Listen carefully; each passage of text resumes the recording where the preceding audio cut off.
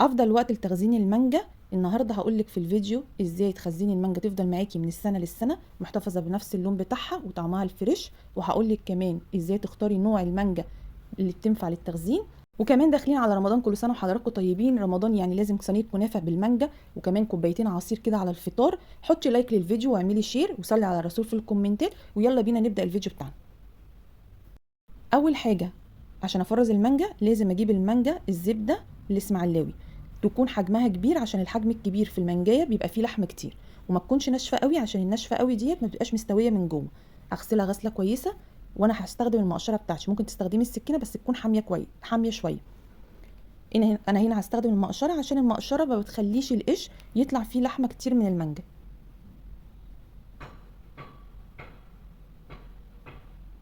هخلص كل الكميه بتاعتي. المقشره بصراحه بتسهل عليكي قوي اللي المانجا تقشر معاكي بسهوله. هجيب بقى تكون سكينه معايا حاميه، وبرضه هقطع المانجا زي ما انت شايفه كده.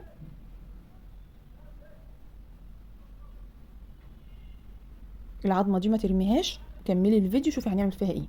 انا هنا هقسم الجزء الكبير من المانجايه هخليه في علبه لوحدها، والاطراف الصغيره هقطعها مكعبات هتنفع معاكي بقى تحطيها على كنافه بالمانجا، تحطيها على حلويات. يبقى احنا كده هنعمل مكعبات تنفع معاكي في الحلويات والكنافه.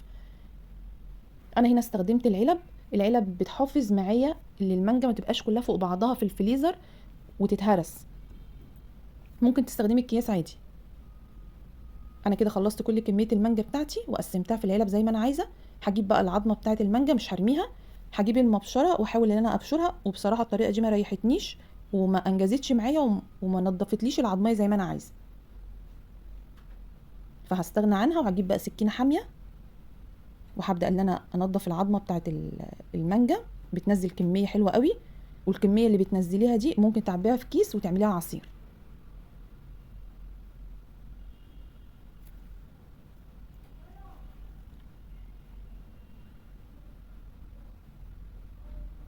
بصي العظمه بتاعتها انا نضفتها كويس قوي ومنزله كميه حلوه قوي. عبيها في اكياس وحطيها في الفريزر، ساعه ما تستخدميها طلعيها على طول اضربيها. انا هوريكي منها دلوقتي اللي انا عملت منها عصير.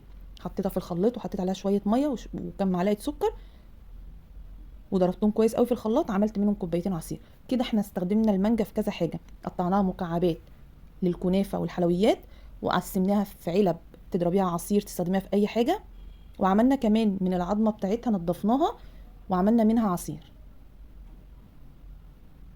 الطريقه دي احفظيها في الفريزر من السنه للسنه، هتفضل معاكي بنفس اللون وطعمها الفريش.